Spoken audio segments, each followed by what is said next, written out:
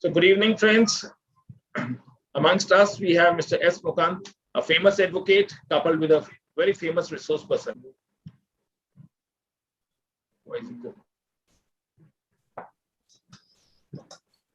And we also have Adi Lakshmi Logomurthy from Silent.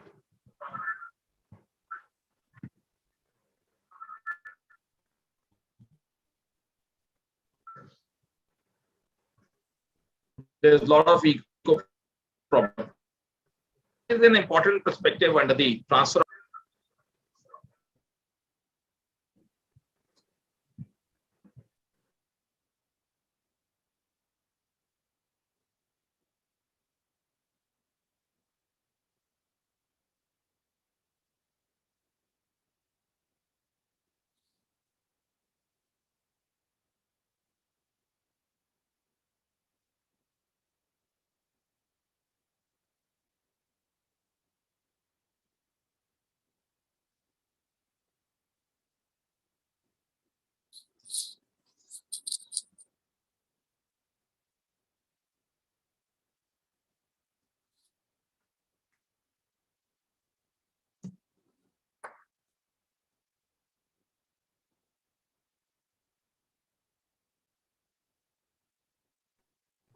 I'm sorry for the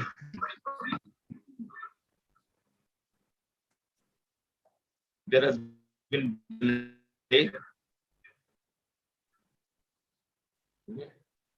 Yeah, and as I was saying that we have Mr. S. Mukunth, a famous lawyer as well as a important resource person for enriching people pan-India with his knowledge, and his sessions on the Transfer of Property Act.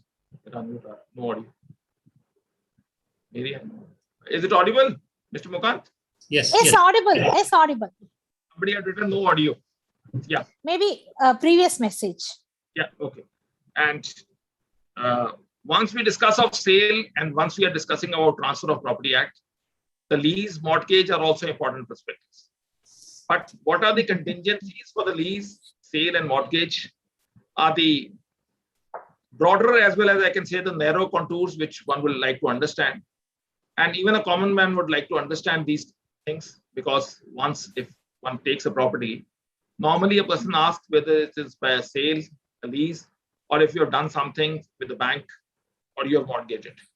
These are all important aspects, but since due to some technical snag, there was a difficulty with the audio, I will straight away ask Madam Adi Lakshmi, our knowledge partners from Legal Elites, to take things, and then we will request Mr. Mukunth, as usual, with his smile and his style of explaining everything, will always go well within this society at large. Thank you so much, Vikas. Yeah. Thank you, Beyond Law CLC team, for inviting Legal Elite time and again in being your knowledge partner. And today is also a very special day. And we have Advocate Mukunth, who is predominantly practicing in Madras High Court, and he's a specialist in property laws, and he has taken many sessions on civil jurisprudence. And nowadays he has started taking sessions on criminal laws also. So such is his interest. And as Mr. Vikas told, Mukunth has a smile and a smile that captivates the audience, and they'll be really mesmerized by the way he takes the session forward. Today's topic is on sale, a very important topic, not only for the practicing lawyers, anyone from the public also, if they are willing to join in, this is the best session to understand what is the transfer of property, in particular sale. On this note, on behalf of Beyond Law CLC and Legal Elite, I welcome all the participants and today's guest faculty, Mr. Mukunth, to carry forward with the session. Welcome, sir. Welcome all. Welcome all. My respects to Mr. Vikas, as well as to Adi Lakshmi Madam, were consistently taking these type of series forward without any break, with all agility, and this shows their perseverance in carrying forward knowledge, sharing knowledge to others. Anyway, thanks for this nice opportunity to be with all in this session, particularly about the concept of sale under the Transfer of Property Act. This concept, that is sale, and today's discussion will be concentrated on two main sections. Section 54 and 55. That's all. Sale will be over. This is a very interesting chapter. Chapter number 3, containing sale. And day in and day out, we will be coming across the transactions governing the rights of parties during sale or in agreement of sale. To understand better, we shall go into the provision as found in the Act. The viewers need not worry. I will read it from the Act itself, even if you don't have the book. This definition contains in 5 segments. Sale definition is in 5 to 6 paragraphs. If we read this, it will be helpful for us to understand the rights and liabilities of the parties better. First segment is in just 2 lines. I will read it. Section 54, Chapter 3 of Sales of Immovable Property. Sale is a transfer of ownership in exchange for a price paid or part paid and part promised. So this is what is defined as sale. That is, a sale is transfer of exchange of ownership for a price paid or a price promised, or it can be partly paid or partly promised. This is one segment contained in the Act. Second deals about sale, how can be made. We all know it deals about registration. That is less than 100 rupees. If the immovable property is less than 100 rupees, then registration is not compulsory. It can be by delivery.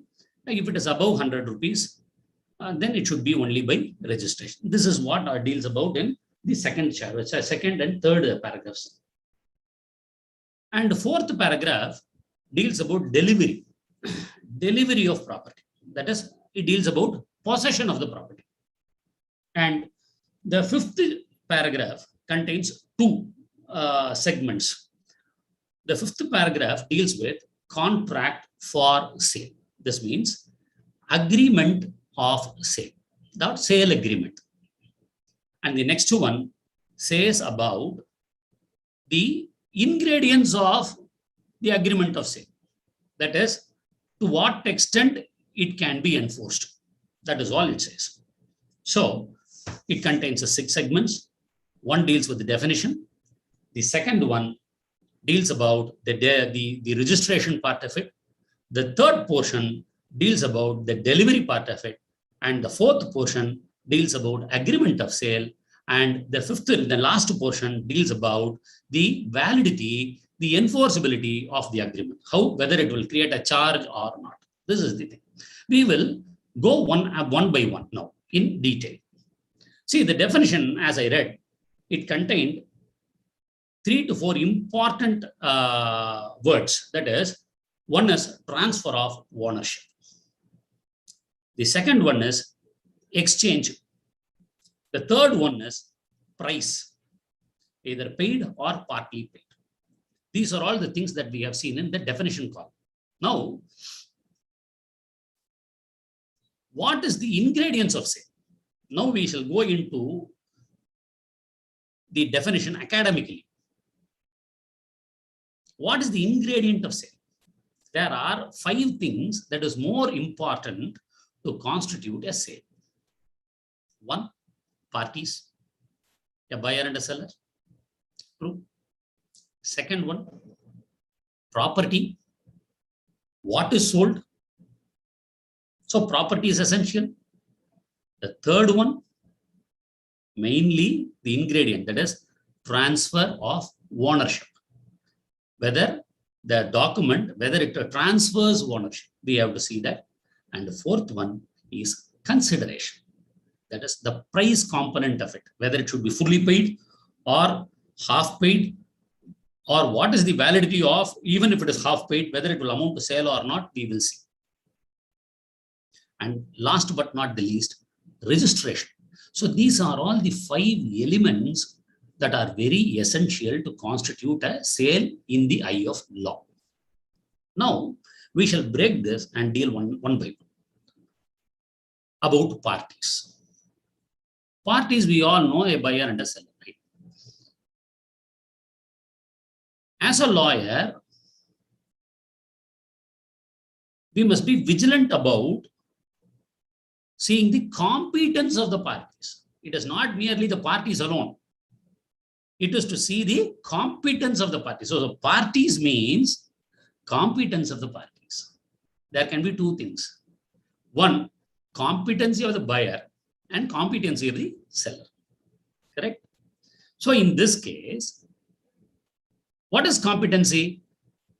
We have to go for a moment to the Contract Act. Section 11 of the Contract Act. A person competent to contract alone can contract. So parties, even though under section 54, we may have to draw our attention to section 11 of the Contract Act. That is, a party should not be a minor, he must be of sound mind, and moreover, he should not be disqualified under law. What is disqualification under law? If a person becomes insolvent, the entire property goes to the official receiver. So he is automatically discharged, automatically becomes incapable of transacting with the property. Or if there is a court sale. So all these things have to be seen with regard to the competence of parties. This is not only for sale, it is a general thing. In any document, whatever we see, we must have to see first the competence of the parties. And so far as section 54 is concerned, we may also have to see the applicability of section 7 and section 6 of the same act, that is the Transfer of Property Act. Section 7 of the Transfer of Property Act says about competency of the sellers. The vendor, a person cannot sell more than what he possesses. Nemo dat quod non habet. So if he sells over and above what he has, then that portion becomes invalid. Example, in a Hindu family comprising 4 members having equal shares, all the members having equal shares, then each one will be having 1/4 share. If one party sells the entire property, then section 7 will apply. That is, that sharer can only sell 1/4 of the property. So we have to see the competence of the parties, whether he is competent enough to sell entirely or only in part.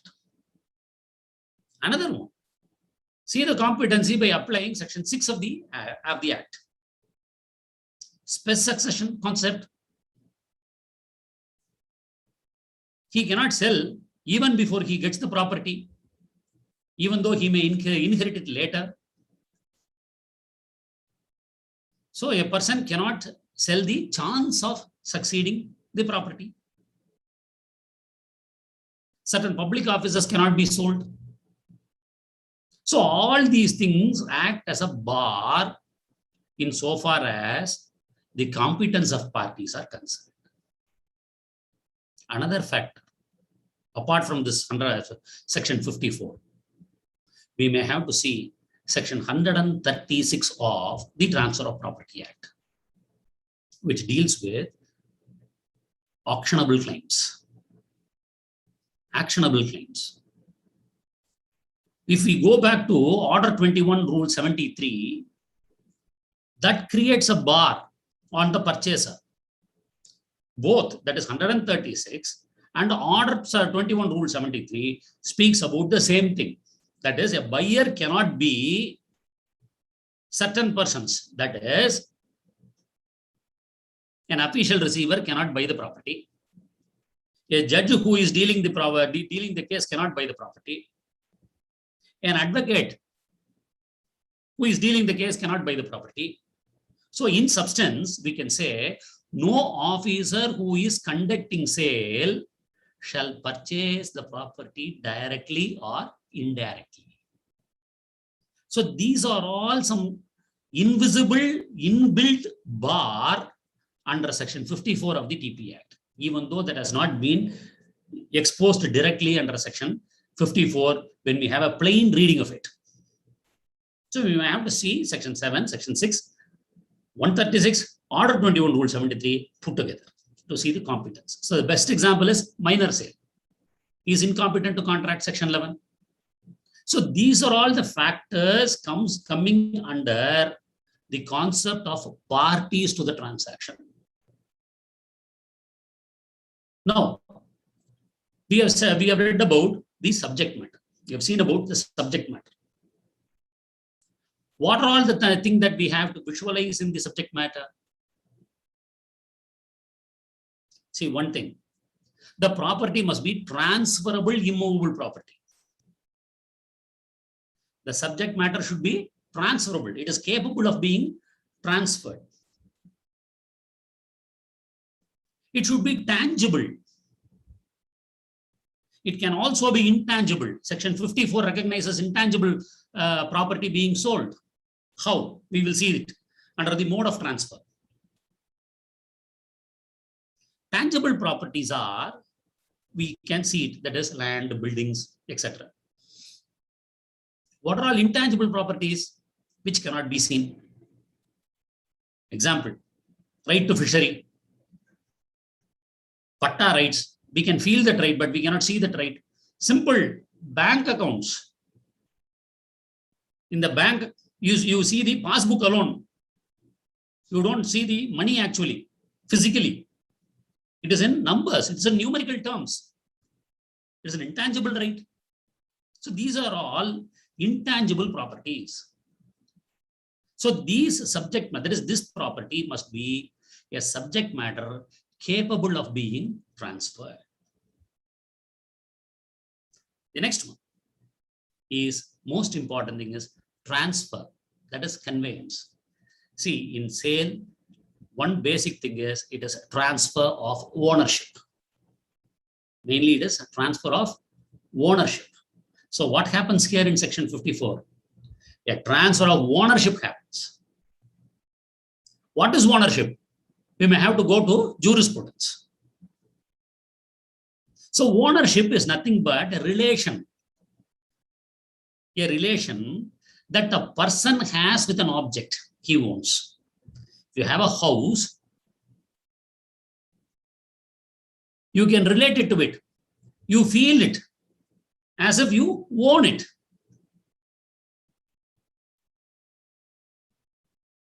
This right, we can exercise it against anyone in the world.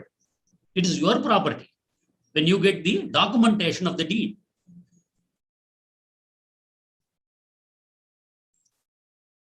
The better reference can be drawn from Austin's word. He says, ownership is a right indefinite in period of time, in point of user. Indefinite in point of user. You can use it any number of times because it's your property. Unrestricted in point of disposition. You can dispose it off. Nobody can curtail you. You are not restricted, prevented, nothing. Unrestricted in point of disposition. Unlimited in point of duration. All these components constitute ownership. So what does it mean? Ownership means an absolute right, an absolute interest in the property that is now getting transferred. And above all, transfer should be as prescribed by law, that is registration. Now, this ownership can be in so many ways, that is corporeal ownership, incorporeal, trust and beneficial ownership, etc., which I do not want to delve into that because it will amount to a class in jurisprudence itself. The next point is consideration, that is price. What does it mean? A property is exchanged for a price. If a property is exchanged for another property, then it will amount to exchange under a different chapter, under the same act. So here in sale, a property is exchanged for a price. This price can be fully paid or partly paid. Even if it is partly paid and a person has taken possession of the property, then even then it will amount to sale. Only thing that we have to see is whether on reading of the document or on the circumstances of the case, whether the ownership got transferred. If the ownership is transferred, then the property rights is transferred, even though amount is not fully paid. One example I can cite it from the judgment is 2020 7 SCC 366, a recent judgment. 7 SCC 366. Dahi Ben versus Aravind Bhai Kalyanji Bhanusali. Aravind Bhai Kalyanji Bhanusali.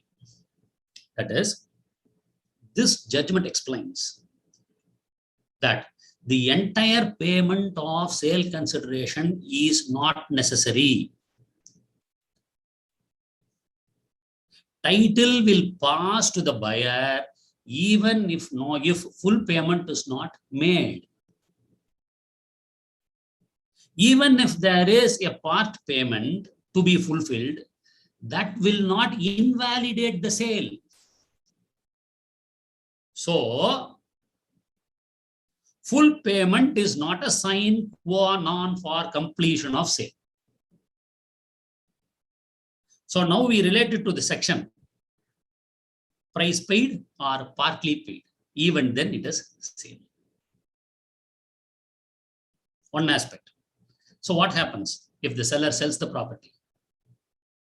The seller can only recover the balance and he cannot get back the property because transfer of ownership has happened. So the intention is most important.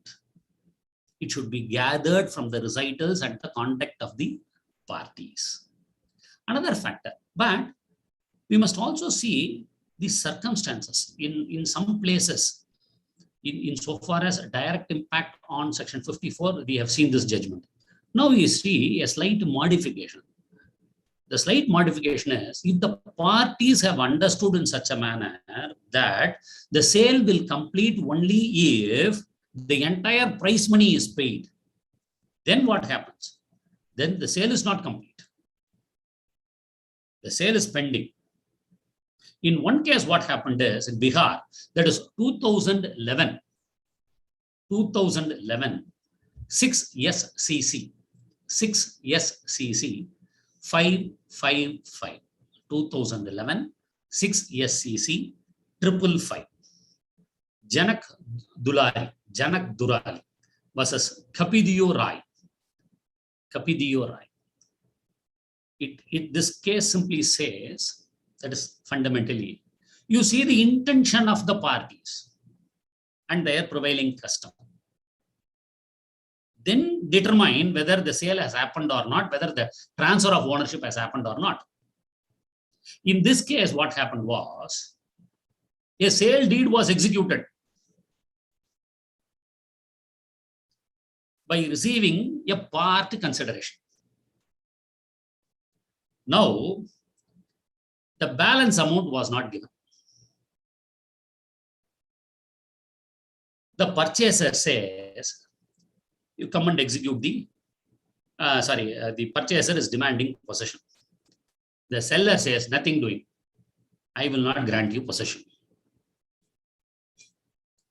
The seller unilaterally cancelled the sale and executed another sale deed in respect of some other person. So what is the position now? The court went into the facts, analyzed the situation, and said that there is a practice in Bihar. There is a practice in Bihar called the Kubzul Badling. I do not know the meaning of it, but it means in English, title passes only on exchange of equivalence. That is, I give a property for worth rupees X amount, you give the price equivalent to that X amount. Only then, if the parties have contracted to that nature, in this case they have contracted like that, then in such circumstances, only on payment of full money, the transfer of ownership happens. Else, it will not happen. So here, the court said, it is not a sale. It cannot be construed as sale because intention of the party is that full money had to be paid. So there was an observation in this case, that is, it says, practice in Bihar is that sale deed will not operate as a transfer in presenti, but postpones the actual transfer of title from execution and registration to exchange of equivalence. So only on exchange of equivalence that the transfer actually happens. So it is very essential to note down what is the intention of the parties, even if there is a part payment made. All these two cases come from one main case, that is 1999, 3SCC, 1999, 3SCC 573, 573. Vidyadhar versus Manikya Rao. Vidyadhar versus Manikya Rao. Same thing. That is, the real test is to see the intention of the parties. So now we will go into the second segment of the definition, that is mode of sale, in para 2 and 3 of section 54. This says about registration. So what it says, if a sale to constitute, to constitute being properly made, it should be made by a registered instrument if the value is above 100 rupees. If it is below 100 rupees, then there are two options. One, it can be by a registered document, or it should be by delivery. Now, you can see an interesting case here.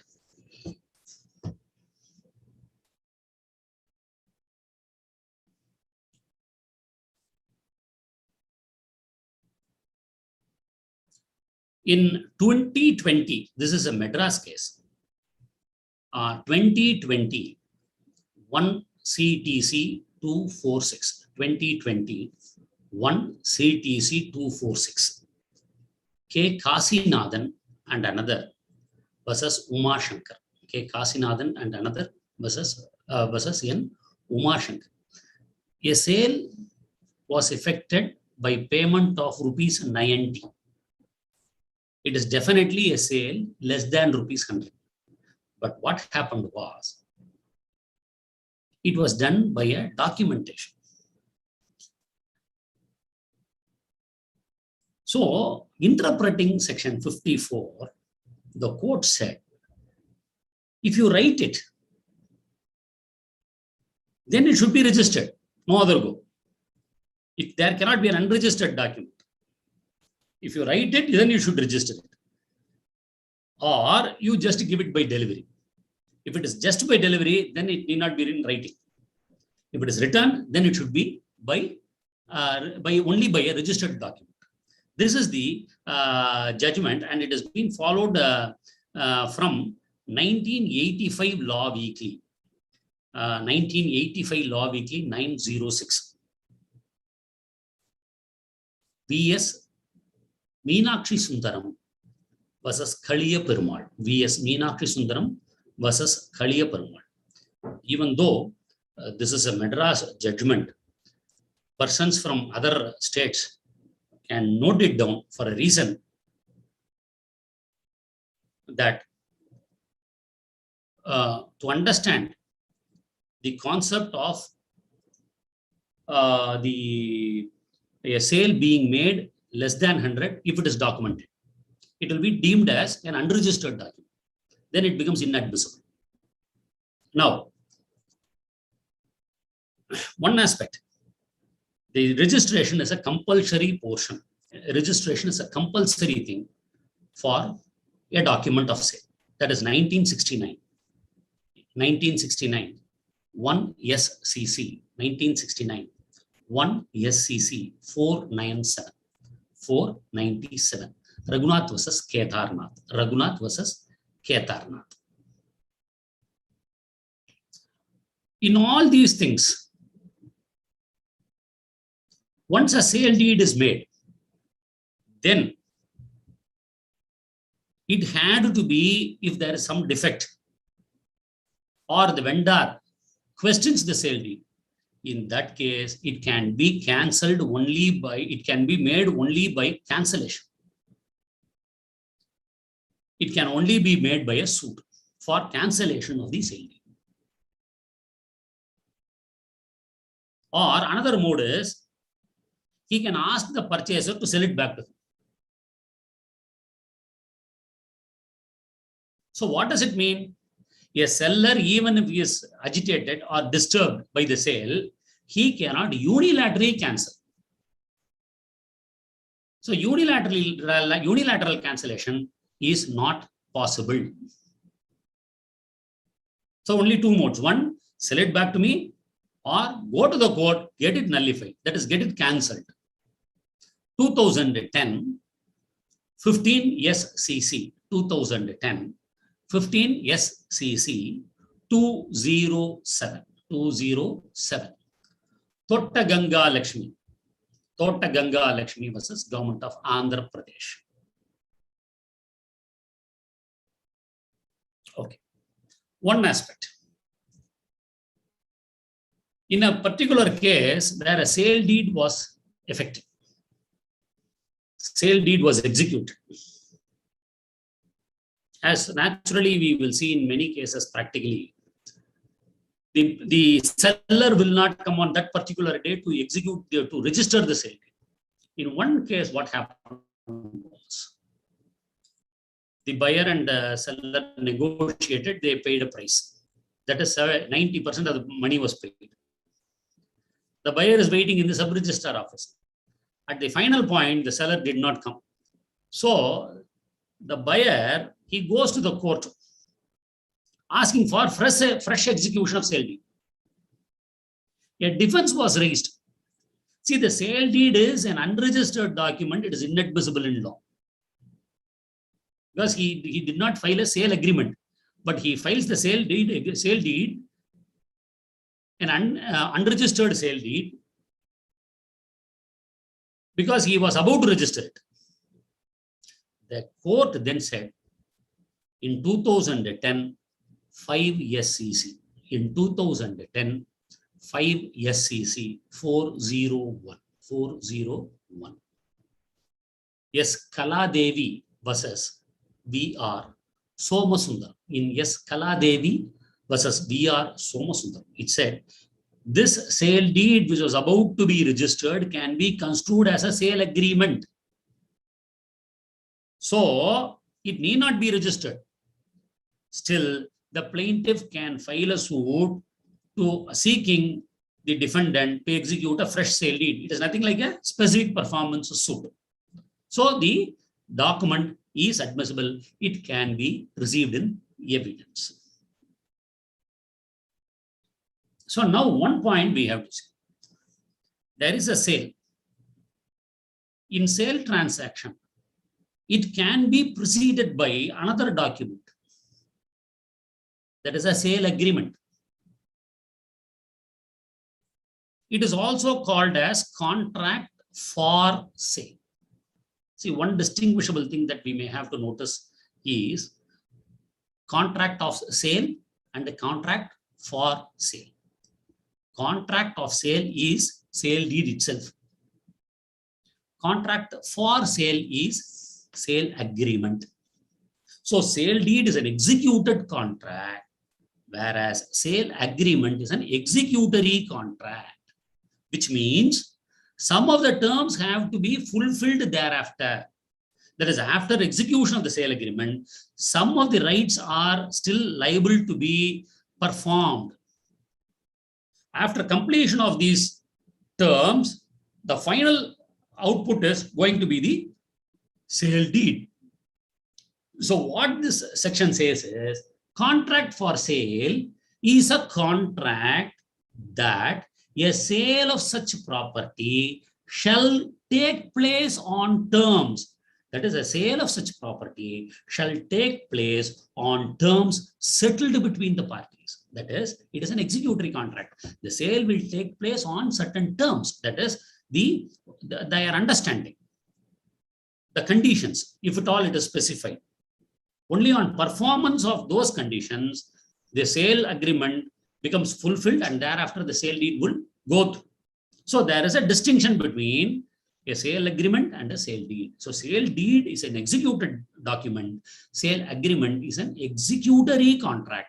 One case law will help the viewers to understand the distinction between the two. 2008, 14 SCC 517. 2008, 14 SCC 517. Dharmanayak versus Ramanayak. Dharmanayak versus Ramanayak. That is, agreement of sale is an executory contract, and this will not create an interest or a charge in the property. That is the next sentence in this section. It does not by itself create interest or charge in such property. So it is an enforceable right. What this judgment says is, it only creates an enforceable right between the parties to get it enforced through court of law. So with this, we will complete section 54. So in section 54, we saw the ingredients, the parties, transfer, ownership, price paid and partly paid, registration, concept of registration, see the intention of the parties, when it should be registered, when a sale deed can be construed as sale agreement if it has not been performed fully, and what is the intention behind between the parties. In Bihar case, we saw that it should be completing the equivalence. Only then it can be construed as sale. Now, we will go into the rights and liabilities of the parties. The rights and liabilities of the parties, that is the buyer and seller, are brought in section 55 of the Act. It contains various subsections.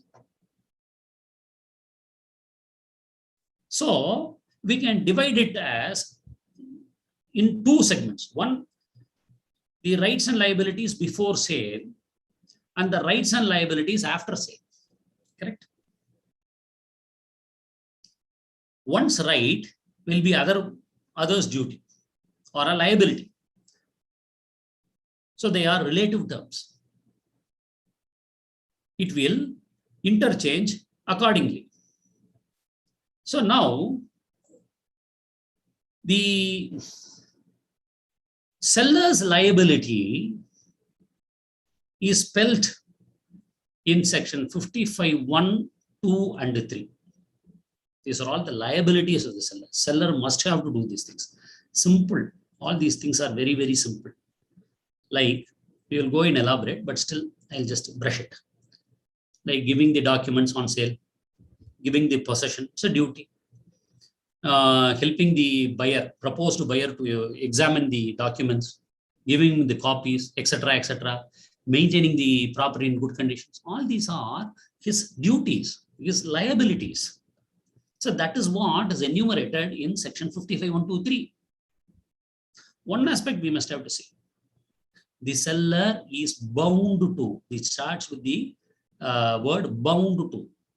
The seller is bound to disclose all material defects in the property. That is, whatever he knows that it will impair the value of the property, then it is the duty of the seller to disclose it.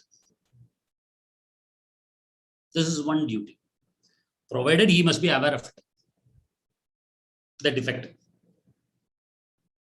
Now, see why it is said is in the last portion of section 55, it says any omission to make such disclosure will amount to fraud. So, if there is a defect and with this defect, any transaction has been made or any sale has happened, then it will be deemed to be a fraud on the party. So, before sale, the party should be aware of these defects being disclosed. Now, 55(1)(b), it says about production of document of title. It becomes his duty for examination. Whatever is in his possession or power, the seller must have to give it. This is common.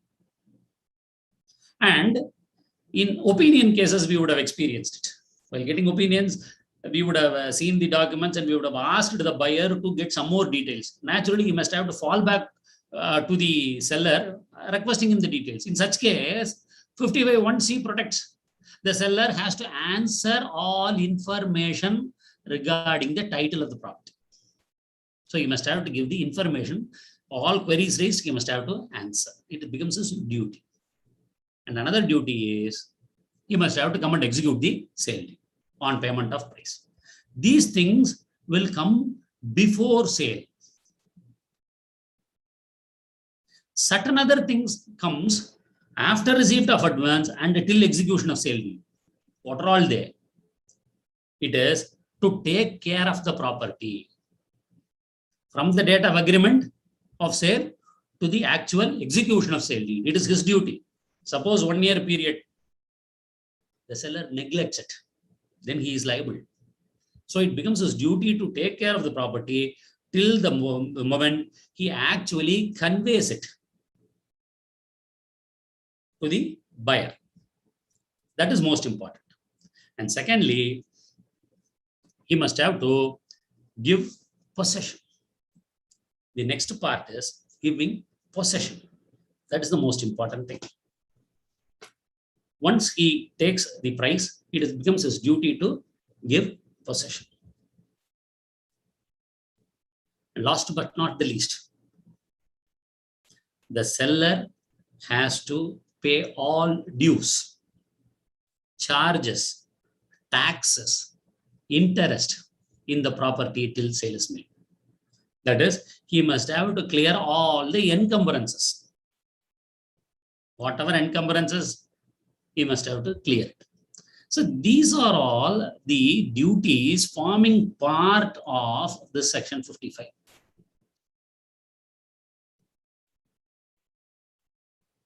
Another thing, there is one deeming provision. One deeming provision. What is this? That is, it is deemed that the seller has interest, have contracted with the buyer that his interest subsists in the property. He declares, even though he does not declare, then it is deemed that he has that power to sell. This will happen in case of relations in fiduciary capacity is concerned.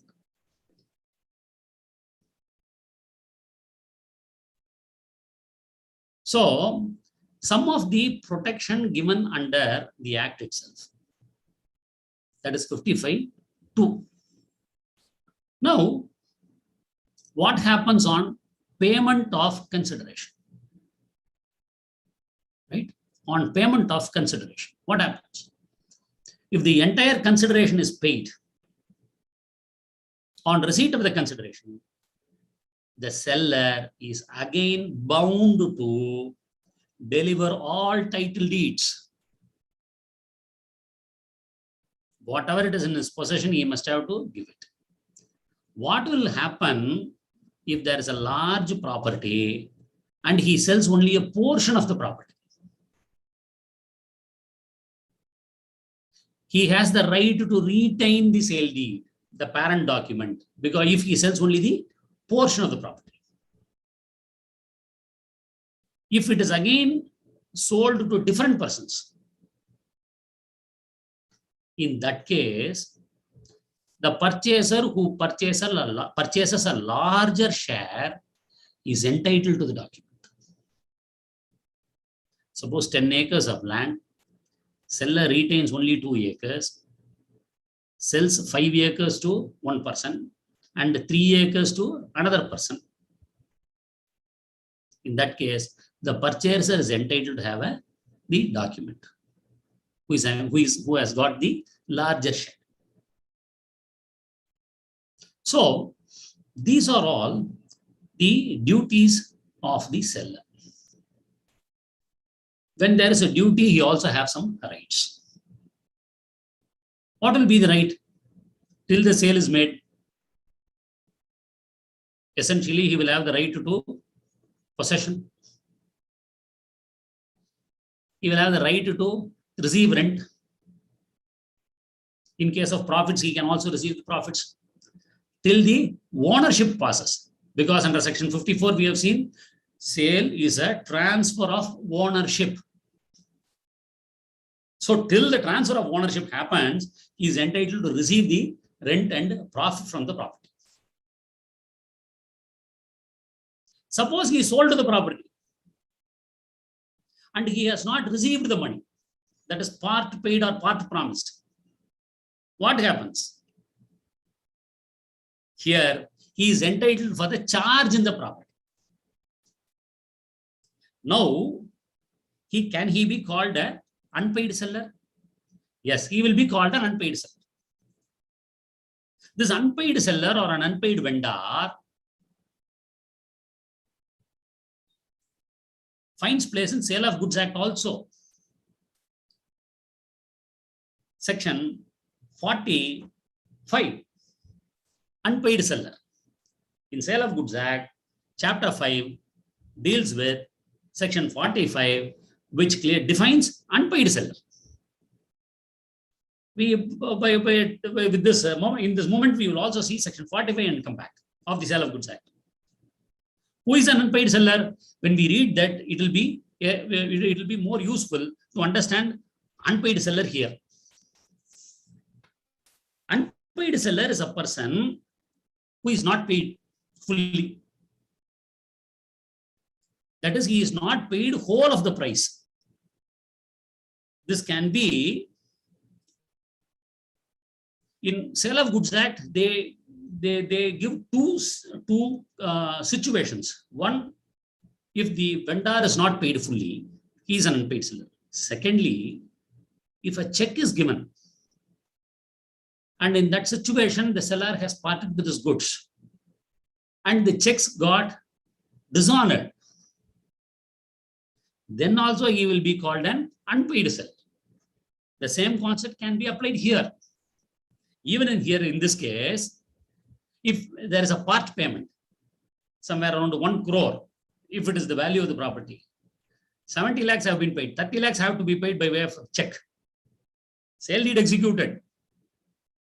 For the remaining 30 lakhs, if the check got dishonored, then the vendor had to be naturally termed as an unpaid vendor, an unpaid seller. Assuming for a moment here, if the seller retains possession, he has executed the sale deed, but he has not given possession. See, two things in section 54. Two things. One, transfer of ownership. It passes. The rights absolutely passes. And two, possession goes. Delivery. We have seen delivery. If suppose, see, this can be delinked. One is ownership and another one is possession. If ownership goes and possession is retained, then the seller can retain possession. So that right of retaining possession is called lien. Seller's lien, unpaid seller's lien. He is entitled to have possession of the goods there and possession of the immovable properties here under the Transfer of Property Act. So, Section 46 of the Sale of Goods Act says about unpaid vendor's lien. Here, 55(4)(b) says about unpaid seller's lien. In Sale of Goods Act, sometimes the goods could have been parted. Then he cannot excise lien. If the goods are still in possession, he can excise lien. If the goods are in transit, but if the goods have not reached the destination, even then the seller can hurriedly go take that possession. He can get back the goods. But the seller cannot excise lien in one situation, where if there is a contract of a credit period, that is, a payment shall be made only 3 months later or 6 months later, then he cannot excise that lien. So these are all the concepts which can be learned in section drawing attention to the Sale of Goods Act and the Transfer of Property Act. So now, with this, we have seen the rights and liabilities of the sellers. We shall go into the rights and liabilities of the buyer. See, we have already said it is a relative term. One's right is another man's duty. Here also, section 55(5) starts with the word the buyer is bound to. He also has an obligation to the seller. What are all those obligations? Payment of price is the main obligation. But there are some more also. While purchasing the property, the buyer have to disclose it to the seller. If the seller is not aware of it, he must have to disclose the seller about the material increase in the value of the property. It is enumerated in an ethical sense also. The buyer is bound to disclose to the seller whatever the seller is not aware of that would materially increase the value of the property. Again, the omission amounts to fraud, as how we have seen in the provisions describing the rights of the seller. Here also the omission amounts to, that is, amounts to fraud. Again, the next right would be to pay the price. But here he can retain something to clear the encumbrance. He has the right to pay the encumbrance directly.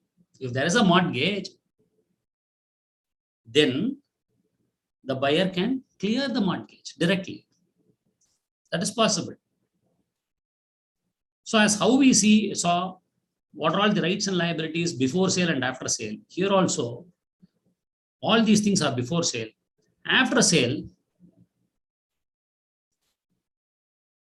it becomes the buyer's duty to pay all the charges. And if there is a reduction in the value, it is for the buyer to bear. So once the sale has happened, once the transfer of ownership has happened, then it becomes the burden of the buyer to manage the property. So he cannot later claim, no, the value was so much, then suddenly it dropped. Similarly, the seller also claim vice versa.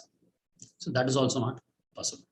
So when the buyer is entitled for the ownership, he is entitled for the benefits also.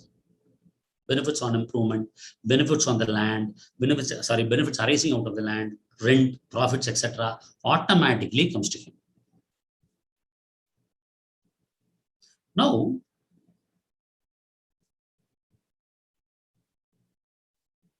whether as how the seller had charge on the property, the buyer also gets the charge.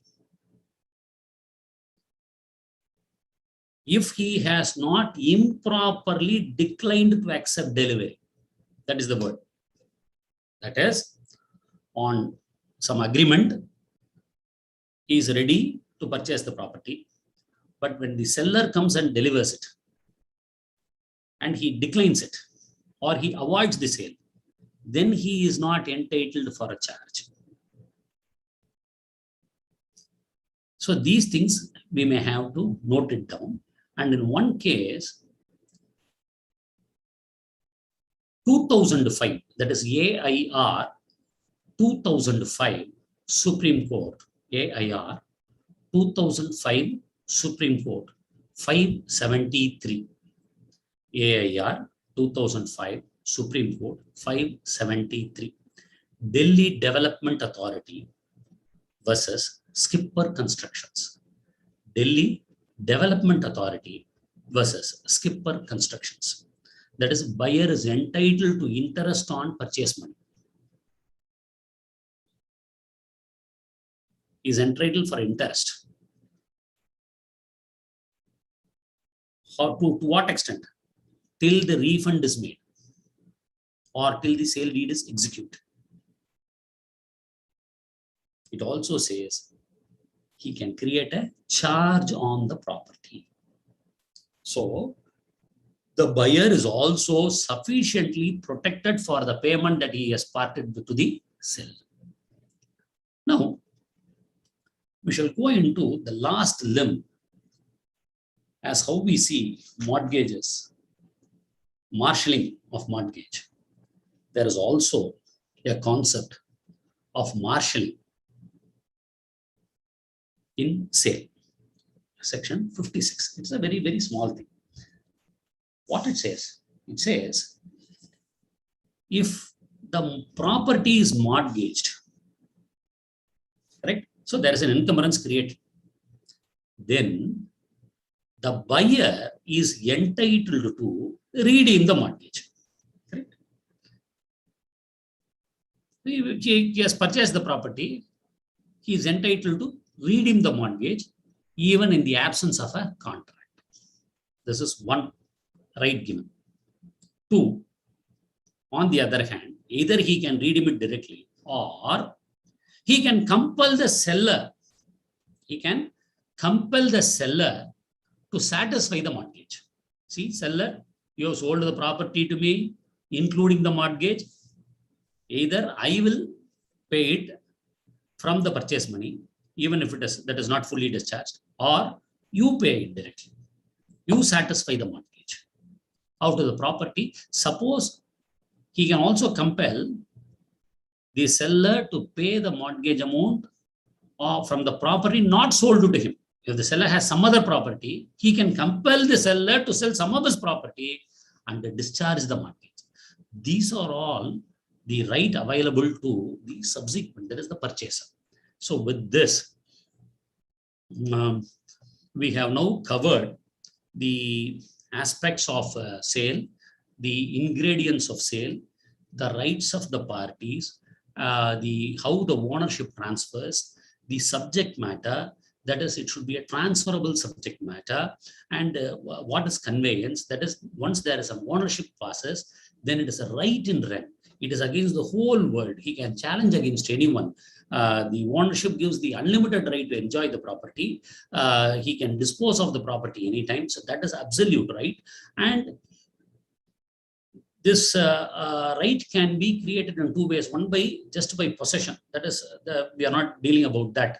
And another by purchase. That is what we have done it. This is also called a derivative method. That is, a property has been purchased by father, and after his lifetime, it derives on it derives on the successor. It is also called a derivative method. This is what I wanted to mention, but I missed to mention. This is called a derivative right. There is a purchase, that is a right by purchase or a gift or by inheritance. These are all called derivative methods, derivative way of getting the property. And the consideration portion of it, we saw the component of price, that is price to be paid or partly paid or whatever it is that is promised or partly promised. And we saw some judgments in this context also. And we saw about the registration, that is the mode of sale. It should be either by registration insofar as tangible, immovable property, or if it's an intangible property, then it should be under registration.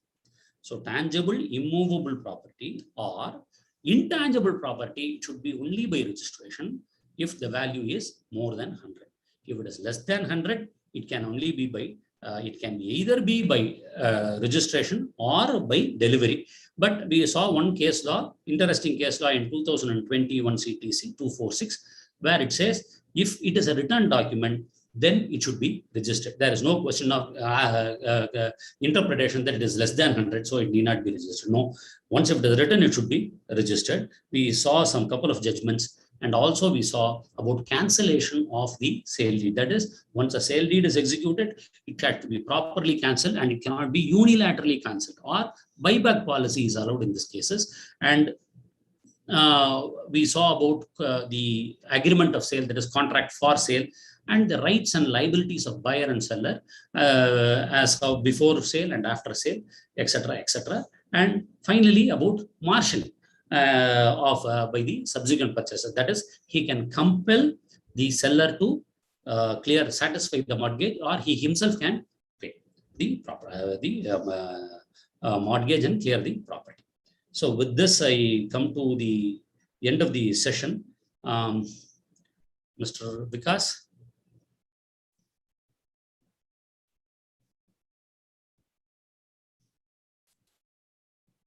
Yes, Mr. Vikas. I'm just saying as to whether we have any questions. But the way you have viewed up everyone, I don't think there will be much questions. Because till now there's none. I will just check it out on the YouTube. Please. I thought that today you, in this entire endeavor, you may even touch marshalling.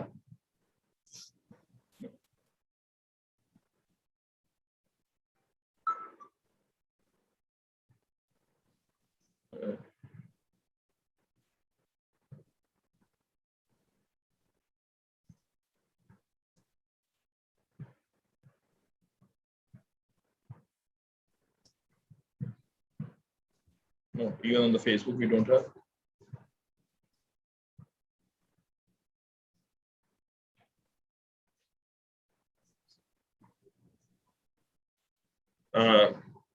Please throw some light on section 52. There is one question, Mr. Vikas. No, he is only saying that. Lispendence. Yeah.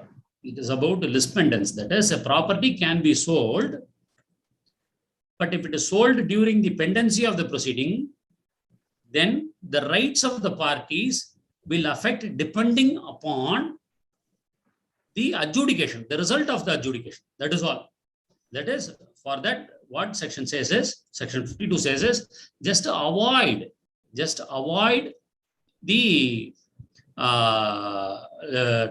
sale during pendency of litigation. One person I've asked about 57. 57 is a court sale. It is in sale through court. If a sale is made through court, then upon certain conditions, the court discharges the encumbrances. It discharges all the encumbrances. If suppose there is any encumbrance, the court may put some condition. Yes, you pay this much money, or you pay this much money annually. Upon satisfying this condition, whatever encumbrance that was there in the property, that gets discharged. This is 57. Yes, sir. The intent of their posting 52 and 57 was only that it is a trailer that you should bring the full insights on a separate session. And one has also already written on the YouTube that you should take separate doctrine separately, as we had already discussed. Somebody has asked for 56 for me to explain it. See, this is also same thing. I'll just take a word, Mr. Vikas, because somebody have asked it. 56 says about clearance of mortgage. That is marshalling. The purchaser can compel the seller himself to clear the mortgage, or with the retained money, he can clear the mortgage. This is an option given to the purchaser. Yes. Vinita Sir Sharma case, it will go, it is a big case, sir. So we need not divulge into it. We both on this thing, beyond law as well as on legal light. Otherwise, Mr. Srinivas Raghavan has taken these sessions on Vinita Sharma. If they want to understand, they can always understand. Correct. Yeah. Before we part for the day, I will request Adi Lakshmi ma'am to share her thoughts. Yeah. Meanwhile, one question has been posted. After selling entire property based on document, the seller refused to give mother document, expecting some more money. The buyer wants to get the documents in case he wants to sue to collect the documents. It is a civil right. We can sue. And like you said, to collect the documents. Yeah, and like you what said, one person has posted on the chat. Let's assume there's a sale deed, there's an agreement to sell, power of attorney given, possession given, and eventually that same property is sold by someone, the original owner to someone. Then whether the deputy commissioner would be in the capacity to cancel that second sale, or he will have to go for a cancellation. See, if a sale has been made on the basis of the power of attorney, then it is a complete sale. No, power of attorney given to someone after taking the full money, possession given, but no registered document done. But that the first seller again sells that property to another B person. No, he cannot sell. We have to see whether the power of attorney is coupled with interest. See, if money is paid, there is one concept in section 209 of the Contract Act, I believe. If the power of attorney, it's a fact-based question. If the power of attorney is coupled with interest, then the owner cannot cancel the power of attorney. So he can go ahead with the power of attorney and sell. In case if it's a per se power of attorney, then the owner can cancel it and sell it to other party. Yeah. Yes. This is what I kindly explain whether the value of sale of property is about ₹100 as per law. One should get registered the document or not, as it is not more than 100 and also less than 100. See, the section says value of the property. One in Rajasthan case, they said, suppose if we file a suit today and sell the property for 50 rupees, can we say that the value of the property is only 50? No, the value of the property is different. I do not have the citation now, but in one Rajasthan, if my memory serves right, it says the court must have to see the value of the property. If the value of the property on the date of the suit will be more than 100, then it should be only by a registered deed. Two, I have given a citation earlier in 2020. That is what it says is, it says if, see, two modes. If it is less than 100 rupees, it can be given by delivery. That's all. It can be just by delivery. You give possession, come out. In that case, it need not be registered. If you go for a document, a document transferring ownership, then even if the value is less than 100 rupees, it should be registered. Either it should be by oral transfer, that is section 8 of the Transfer of Property Act, and coupled with delivery. If it's a return transfer, then it should be registered irrespective of the value. Swami, how to determine whether it is coupled with interest? See, coupled with interest, it is a fact situation. Whether full payment is made and the seller has received full payment and he has given the interest in the property, or there should have been a recital saying that from henceforth I have given possession of the property to the power of attorney holder and he is at liberty to sell it and he will not, it will be an irrevocable power of attorney. That is coupled with interest. The person has asked me about the page number. It is 246. Kalyan has asked about page number. It is 246. Is registered document or patta more important legally? See, registered document serves well than patta. Patta is a revenue document. Sale deed is a document created by the parties. It goes to the registration office. It becomes a public record thereafter. One. Patta is a document prepared by the government officers in their official duty. They see they have their own land records. they equate it with, they appraise their record. That is their revenue document. In Patta, insofar as they are concerned, it is a document of title for them. But document of title for us is only the registered sale deed. So this is more valid than Patta, because document of title conveys title and not Patta. Patta is only a document of possession. Yes, sir. Well, after selling entire property based on document, the seller refused to give mother document. No, this we have done. Yes, mother document, if we did not give it, we have to go for a suit and collect it. Yeah. A promise to deliver an illegal property, whether tangible or intangible, which has been registered, can it be executed or it will be treated as void of nature? It will be void. That is, we have seen section 23 of the Contract Act. If it is against, see, I cannot sell a Taj Mahal. I cannot sell a railway station. I cannot sell a high court. Even if it is by a registered document, it's an invalid in the eye of law. Something like doctrine of frustration can also be present in. Exactly, yesterday. Yeah. So I will ask Adi Lakshmi ma'am to. Somebody has asked for 1985. It is page number 906. 906. Yes. The last question we will take: difference between an agreement for sale and conveyance. Yes. See, agreement of sale is an executory contract. Some of the terms are yet to be fulfilled by the parties.